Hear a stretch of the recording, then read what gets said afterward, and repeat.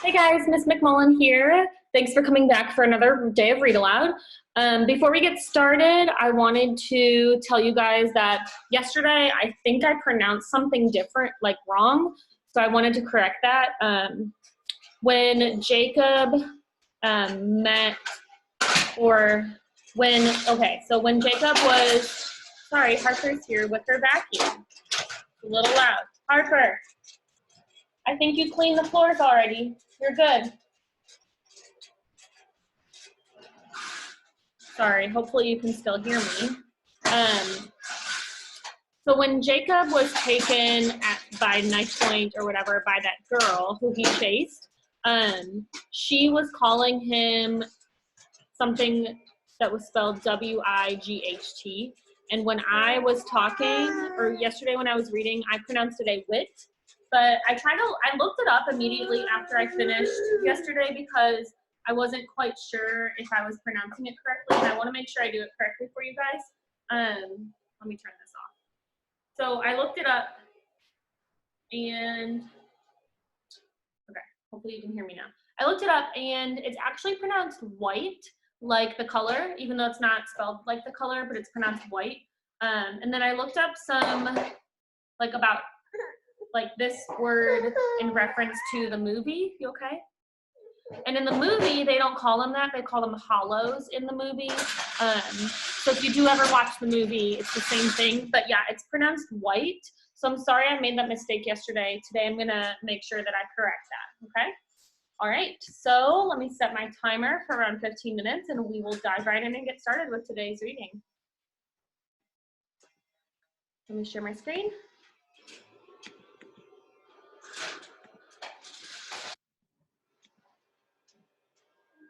All right. We are on chapter 6 and getting started with that today. Harper, you can't yell. Okay, mommy's filming a lesson. Yeah, you can't yell. Can you turn your vacuum off? Okay, then you need to go in another room and vacuum. Yeah, go in there and vacuum. Yeah, I think your bedroom's dirty. You want to go vacuum your bedroom? Go ahead. Okay, I'm just going to talk loud. Sorry, guys. Chapter 6. When the last cottages had disappeared behind us, we slipped quietly from the wagon and then crossed the ridge on foot. Oh my goodness, she's unplugging my computer. Harper Ann, you can't do that. Let go.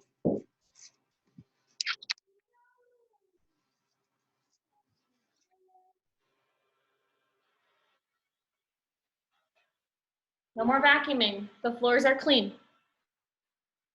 Yeah. No, it's all done. Harper, go in there and vacuum. That floor is dirty. Okay?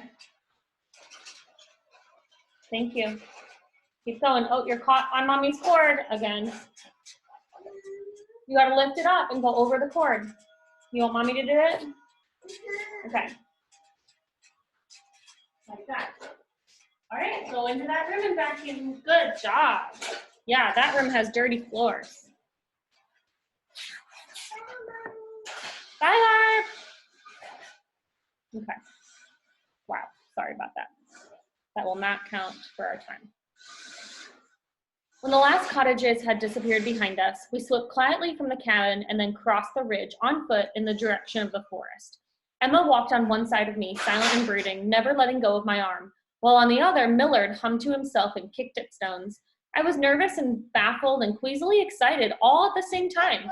Part of me felt like something momentous was about to happen. The other part of me expected to wake up at any moment, to come out of this fever dream or stress episode or whatever it was, and wake up with my face in a puddle of drool on the Smart Aid break room table and think, well, that was strange, and then return to the boring old business of being me. Harper, I have to read for the kids. Okay? You can sit and listen. But I didn't wake up. We just kept walking. The girl who could make fire with her hands and the invisible boy and me. We walked through the woods where the path was as wide and clear as any trail in a national park, then emerged into a broad expanse of lawn, blooming with flowers and striped with neat gardens. We'd reached the house. I gazed at it in wonder, not because it was awful, but because it was beautiful. Bye. There wasn't a shingle out of place or a broken window. Turrets and chimneys that had slumped lazily on the house I remembered now pointed confidently towards the sky. The forest that had seemed to devour its walls stood at a respectful distance. I was led down a flagstone path and up a set of freshly painted steps to the porch. No, baby. Oh my goodness. Okay, I'm gonna have to pause for a second. Okay, I'm back. She is watching Mickey Mouse Clubhouse, and hopefully we'll be able to get through this chapter without any more interruptions. All right. Emma no longer seemed to regard me as the threat she once did, but before going inside, she tied my hands behind me. I think just for the sake of appearances. She was playing the returning hunter, and I was the captured prey. Hopefully you guys don't hear Mickey Mouse Clubhouse in the background. If you do, I'm so sorry. I might have to record this again. All right. Trying to get it as far away as possible. All right. She was about to take me inside when Millard stopped her. His shoes are caked with filth, he said. Can't have him tracking in mud. The bird'll have an attack. As my captors waited, I stepped out of my shoes one at a time, pressing down on my heels with the opposite foot, wobbling and nearly losing my balance without my arms to steady me. Emma grabbed me before I could fall, then yanked me impatiently through the door. We proceeded down a hall I remembered being almost impassably clogged with broken furniture, past the staircase, now gleaming with varnish, curious faces peeking at me through the banisters through the dining room. The snowfall of plaster was gone. In its place was a long wooden table ringed by chairs. It was the same house I'd explored, but everything had been restored to order. Where I remembered patinas of green mold, there was wallpaper and wainscoting and cheerful shades of paint. Flowers were arranged in vases. Sagging piles of rotted wood and fabric had rebuilt themselves into fainting couches and armchairs, and sunlight streamed through high windows, once so grimy I thought they were blacked out. Finally, we came to a small room that looked out into the back. Keep hold of him while I inform the headmistress, Emma said to Millard, and I felt his hand grasp my elbow. When she left, it fell away. You're not afraid I'll eat your brain or something? I asked him. Not particularly. I turned to the window and gazed out in wonder. The yard was full of children, almost all of whom I'd recognized from yellowed photographs. Some lazed under shade trees, others tossed a ball and chased one another past flower beds, exploding with color. It was exactly the paradise my grandfather had described. This was the Enchanted Island. These were the magical children. If I was dreaming, I no longer wanted to wake up, or at least not anytime soon. So he's at the house now. It's not all like beat up and old. It's new looking. It's clean. It looks great. And so these are the children that his grandfather has told him about, and this is the house his grandfather told him about. So he's finally there. Out on the grassy pitch, someone kicked a ball too hard, and it flew up into a giant topiary animal and got stuck. It flew into a giant topiary animal and got stuck. Arranged all in a row were several of these animal bushes, fantastic creatures as tall as the house, standing guard against the woods, including a winged griffin, a rearing centaur, and a mermaid. Chasing after their lost ball, a pair of teenage boys ran to the base of the centaur, followed by a young girl. I instantly recognized her as the levitating girl from my grandfather's pictures, only now she wasn't levitating. She walked slowly, every plodding step a chore, anchored to the ground as if by some surplus of gravity. When she reached the boys, she raised her arms and they looped a rope around her waist. She slipped carefully out of her shoes and then bobbed up into the air like a balloon. It was astonishing. She rose until the rope around her waist went taut, then hovered 10 feet off the ground, held by the boys. The girl said something and the boys nodded and began letting out the rope. She rose slowly up the side of the centaur. When she was on level with its chest, she reached out into the branches for the ball, but it was stuck deep inside. She looked down and shook her head, and the boys reeled her down to the ground, where she stepped back into her weighted shoes and untied the rope. So this girl unbuckled her shoes that were holding her down to the ground, and she's levitating now into the air to retrieve the ball that was stuck. Enjoying the show? I asked Millard. I nodded silently. There are far easier ways to retrieve that ball, he said, but they know they have an audience. Outside, a second girl was approaching the centaur. She was in her late teens and wild-looking, her hair a nest well on its way to becoming dreadlocks. She bent down, took hold of the topiary's long, leafy tail, and wrapped it around her arm, then closed her eyes as if concentrating. A moment later, I saw the centaur's hand move. I stared through the glass, fixed on that patch of green, thinking it must have been the breeze. But then its fingers flexed as if sensation were slowly returning to them. I watched astonished as the centaur's huge arm bent at the elbow and reached into its own chest, plucked out the ball, and tossed it back to the cheering kids. As the game resumed, the wild-haired girl dropped the centaur's tail and it went still once more. Miller's breath fogged the window by me. I turned to him in amazement. I don't mean to be rude, I said, but what are you people? We're peculiar, he replied, sounding a bit puzzled. Aren't you? I don't know. I don't think so. That's a shame. Why have you let go of him? A voice behind us demanded, and I turned to see Emma standing in the doorway. Oh, never mind, she said, coming over to grab the rope. Come on, the headmistress will see you now. Ooh. We walked through the house, past more curious eyes peeping through door cracks and from behind sofas, and into a sunny sitting room where an elaborate Persian rug in a high-backed chair, a distinguished-looking lady sat knitting.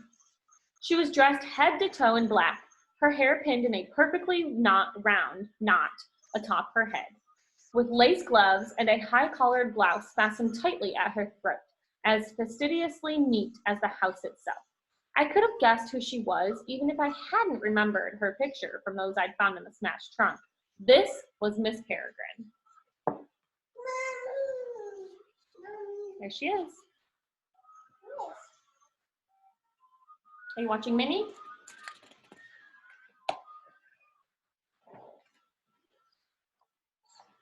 Emma guided me onto the rug and cleared her throat, and the steady rhythm of Miss Peregrine's needles came to a halt. Good afternoon, the lady said, looking up. You must be Jacob. Emma gaped at her. How did you know his? My name is Headmistress Peregrine, she said, holding up a finger to silence Emma. Or if you prefer, since you are not currently under my care, Miss Peregrine, pleased to finally meet you. Miss Peregrine dangled a gloved hand in my direction, and when I failed to take it, noticed the rope that bound my wrist. Miss Bloom, she cried, what is the meaning of this? Is that any way to treat a guest? Free him at once. But headmistress, he's a snoop and a liar, and I don't know what else. Casting a mistrustful glance at me, Emma whispered something in Miss Peregrine's ear. Why, Miss Bloom, said Miss Peregrine, letting out a booming laugh. What undiluted balderdash! If this boy were a white, you'd already be stewing in a soup kettle. Of course he's Abraham Portman's grandson. Just look at him. I felt a flush of relief. Maybe I wouldn't have to explain myself after all. She'd been expecting me. Emma began to protest, but Miss Peregrine shut her down with a withering glare. Oh, all right, Emma sighed, but don't say I didn't warn you. And with a few tugs at the knot, the rope fell away.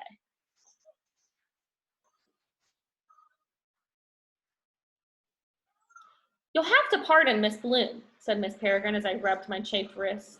She has a certain flair for the dramatic.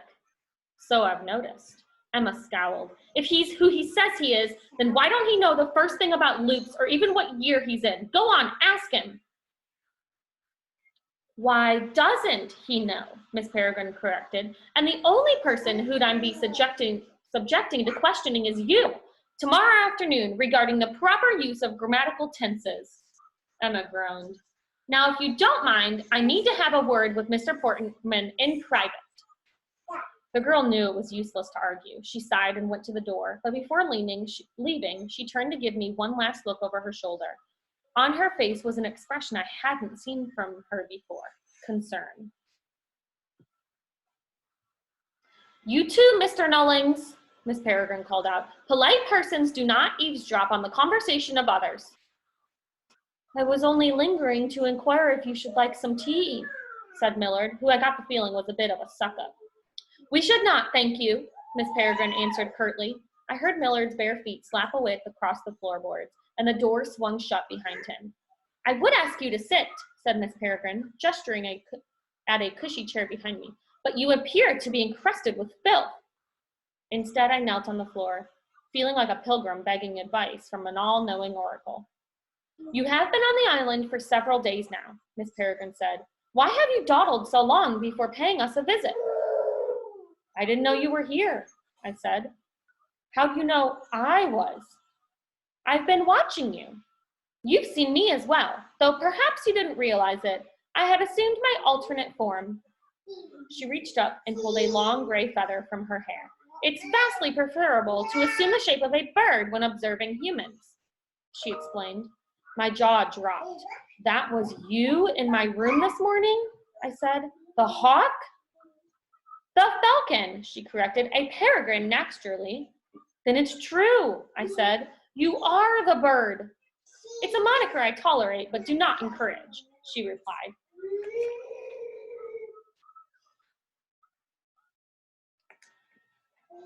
"Now to my question," continued Miss Peregrine. "What on earth were you searching for in that depressing old wreck of a house?" "You," I replied, and her eyes widened a bit. "I didn't know how to find you. I only figured out yesterday that you all were..." And then I paused, realizing how strange my next words would sound. "I didn't realize you were dead." She flashed a tight smile. "My goodness, hasn't your grandfather told you anything about his old friends?" "Some things, but for a long time I thought they were fairy tales." "I see," she replied. "I hope that doesn't offend you." "It's a little surprising, that's all. But in general, that is how we prefer to be thought of, for it tends to keep away unwanted visitors. These days, fewer and fewer people believe in those things, fairies and goblins and all such nonsense, and thus common folk no longer make much of an effort to seek us out. That makes our lives a good bit easier.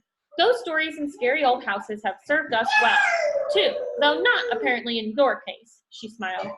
"Lion-heartedness must run in your family."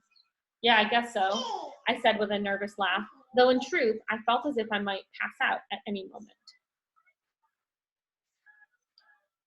"In any case, as regards this place," she said, gesturing grandly, "as a child you believed your grandfather was making it all up, as they say, feeding you great walloping pack of lies. Is that right?"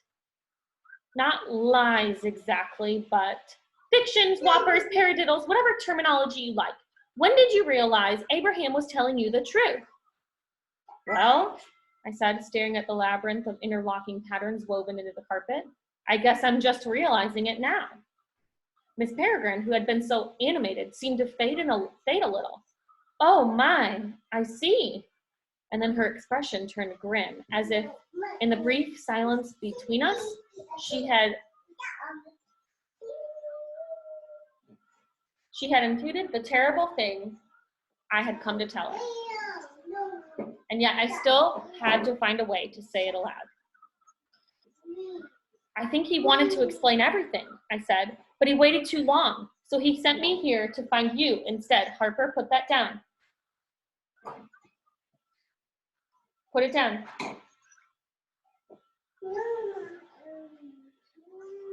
I pulled the crumpled leather out of my jacket. "This is yours. It's what brought me here." She smoothed it carefully over the arm of her chair and held it up, moving her lips as she read. How ungraceful, the way I practically begged him for a reply. She shook her head, wistful for a moment.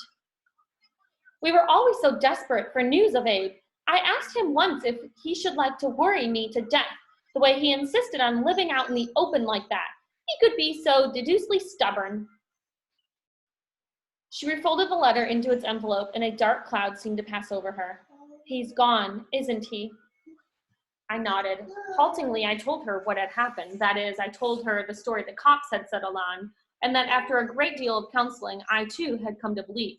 To keep from crying, I gave her only the broad strokes. He lived on the rural outskirts of town. We'd just been through a drought, and the woods were full of starving, desperate animals. He was in the wrong place at the wrong time. He shouldn't have been living alone, I explained, but like you said, he was stubborn. I was afraid of this, she said. I warned him not to leave. She made tight fists around her knitting needles in her lap, as if considering who to stab with them. And then to make his poor grandson bear the awful news back to us. I could understand her anger. I'd been through it myself. I tried to comfort her, reciting all the reassurance, half-truths my parents and Dr. Golan had spun during my blackest moments last fall. It was time for him to go. He was lonely. My grandma had been dead a lot of years already, and his mind wasn't sharp anymore. He was always forgetting things, getting mixed up. That's why he was out in the woods in the first place. Miss Peregrine nodded sadly. He let himself grow old. He was lucky in a way. It wasn't long and drawn out. No months in the hospital hooked up to machines. That was ridiculous, of course. His death had been needless, obscene, but I think it made us both feel a little better to say it. Setting aside her needlework, Miss Peregrine rose and hobbled to the window. Her gait was rigid and awkward, as if one of her legs were shorter than the other. She looked out at the yard at the kids playing. The children mustn't hear of this, she said. Not yet, at least. It would only upset them. Okay, whatever you think. She stood quietly at the glass for a while, her shoulders trembling. When she finally turned to face me again, she was composed and businesslike. Well, Mr. Portman, she said briskly, I think you've been adequately interrogated. You must have questions of your own. Only about 1,000. She pulled a watch from her pocket and consulted it. We have some time before supper hour. I hope that it will prove sufficient to enlighten you. Miss Peregrine paused and cocked her head. Abruptly, she strode to the sitting room door and threw it open to find Emma crouched on the other side, her face red and streaking with tears. She'd heard everything. Miss Bloom, have you been eavesdropping? Emma struggled to her feet, letting out a sob. Polite persons do not listen to conversations that are not meant for. But Emma was already running from the room, and Miss Peregrine cut herself short with a frustrated sigh. That was most unfortunate. I'm afraid she's quite sensitive as regards to your grandfather. I noticed, I said. Why? Were they?